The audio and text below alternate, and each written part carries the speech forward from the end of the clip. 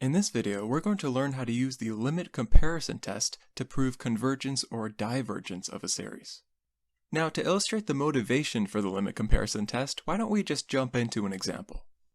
So, say we want to determine whether the series of 1 over n plus 1 from n equals 1 to infinity converges or diverges.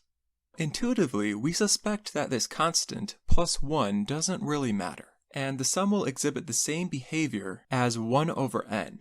So this series is kind of like the series from n equals 1 to infinity of 1 over n, which we know diverges. That's the harmonic series. However, if we try to do a normal comparison test, things get kind of tricky. In order to show that this series here diverges as well, we would need to show that that series, 1 over n plus 1, is greater than this other series, 1 over n, which we know diverges. So this is what we want to show.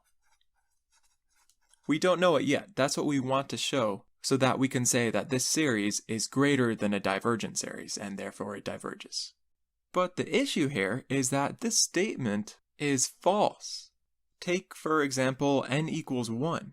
Is 1 over 1 plus 1, which is 2, is that greater than 1 over 1?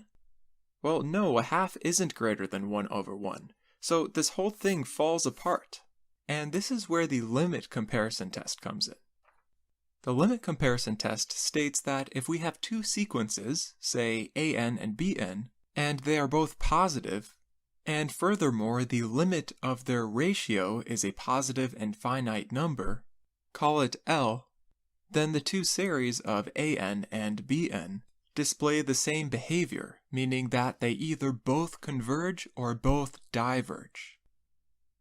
Now, the reason why the limit comparison test can be helpful is that if we have a series, say an, and say that series is kind of complicated, it's hard to tell whether it converges or diverges, but we notice that it's kind of similar to another series, say bn, which is simpler and it's easier to tell whether bn converges or diverges, then we are allowed to say that, well, because the series of bn either converges or diverges, then the series of an does exactly the same. We're allowed to say that provided that an and bn are both positive, and the ratio of their terms as n goes to infinity comes out to a positive and finite number, call it L.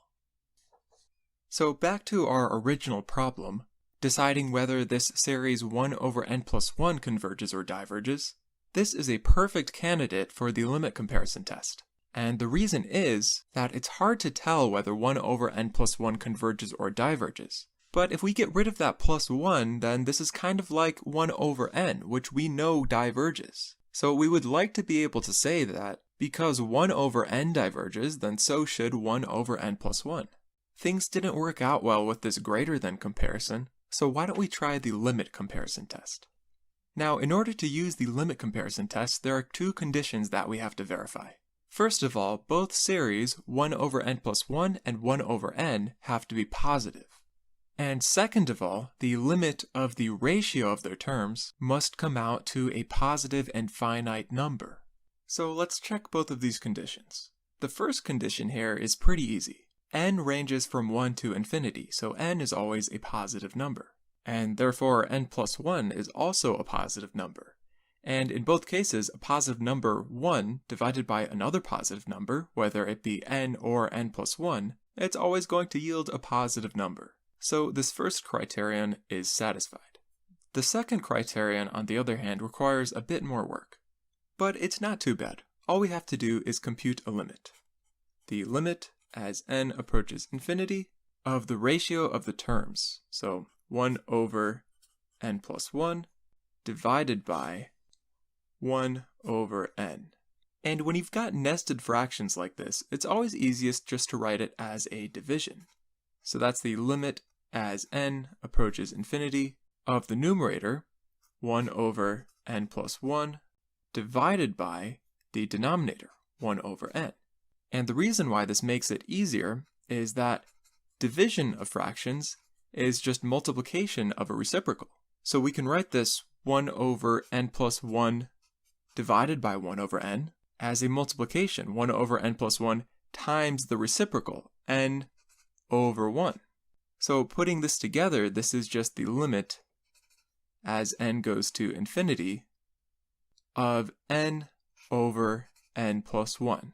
And remember that when you're taking the infinite limit of two polynomials, if the highest powers in the numerator and the denominator are the same, like they are here, the highest power in the numerator is just a 1, this is n to the first, and the highest power in the denominator is also a 1, because this is just n to the first, then the limit comes out to the ratio of the leading coefficients.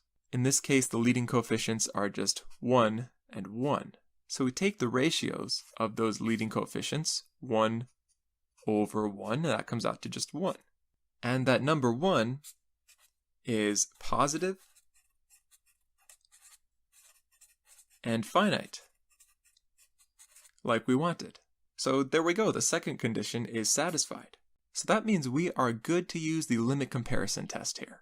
And in this case, the limit comparison test states that both series, the one that we're looking at in the example, 1 over n plus 1, and the simpler series that we said the original series was kind of similar to, 1 over n, exhibit the same behavior. And we already know that the series 1 over n diverges. So that means both of these series also diverge.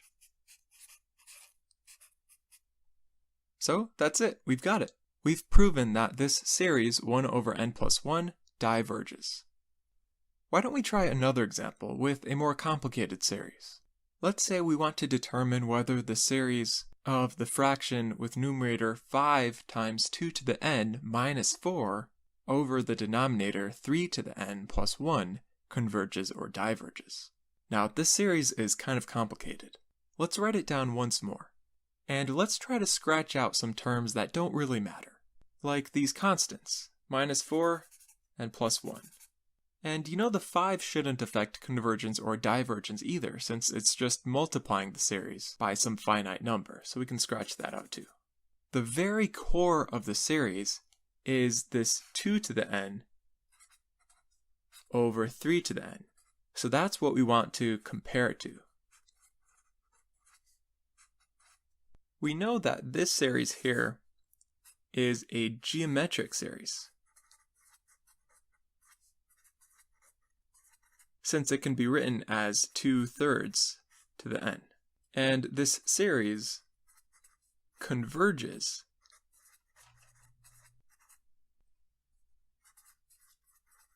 because the common ratio 2/3 has an absolute value that's less than 1. Now all we need to do to make this comparison using the limit comparison test is to check that two criteria are satisfied.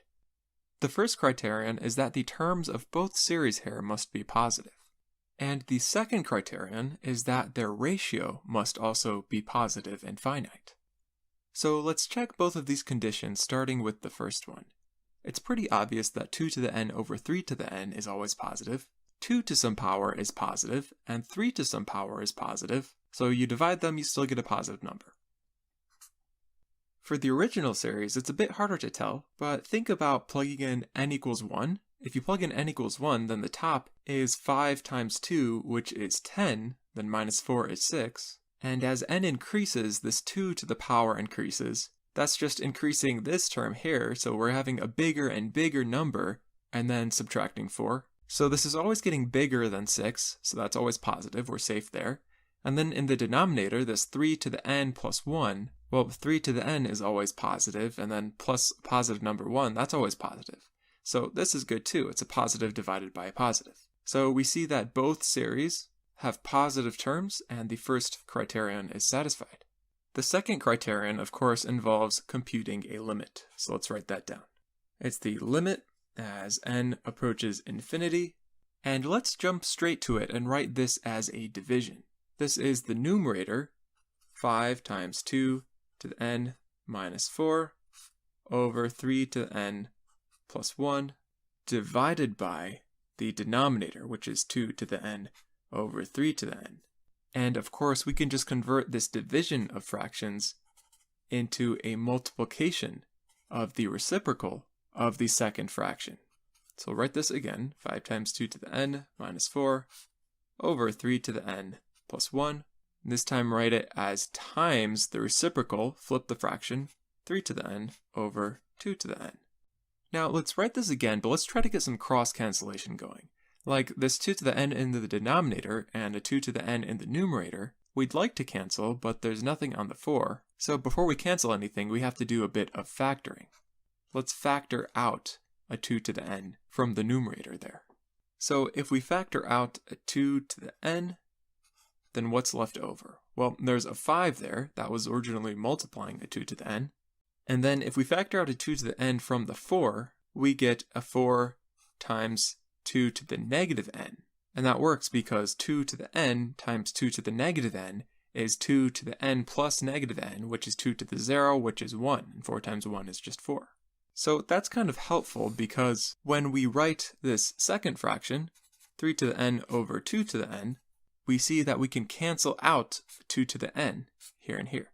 And in the limit, as n approaches infinity, this 2 to the negative n will just tend towards 0, so that'll just vanish.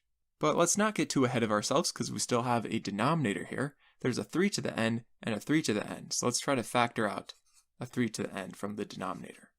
3 to the n times what makes 3 to the n? Well, just 1. And then 3 to the n times what makes 1? Well, 3 to the negative n. Now we can cancel this 3 to the n and 3 to the n. So this limit has greatly simplified because as n approaches infinity, again, this 2 to the negative n and this 3 to the negative n, they both tend towards 0. So this becomes 5 minus 4 times 0 over 1 plus 0, which is just 5 over 1, or 5, and 5 is a positive and finite number. So the second condition here is satisfied. So by the limit comparison test, we say that both this series and that series have the same behavior. And we already know that the series 2 to the n over 3 to the n converges. Remember, it was a geometric series with a ratio whose absolute value is less than 1. So both of these series converge. And there we have it. Our original series is a convergent series.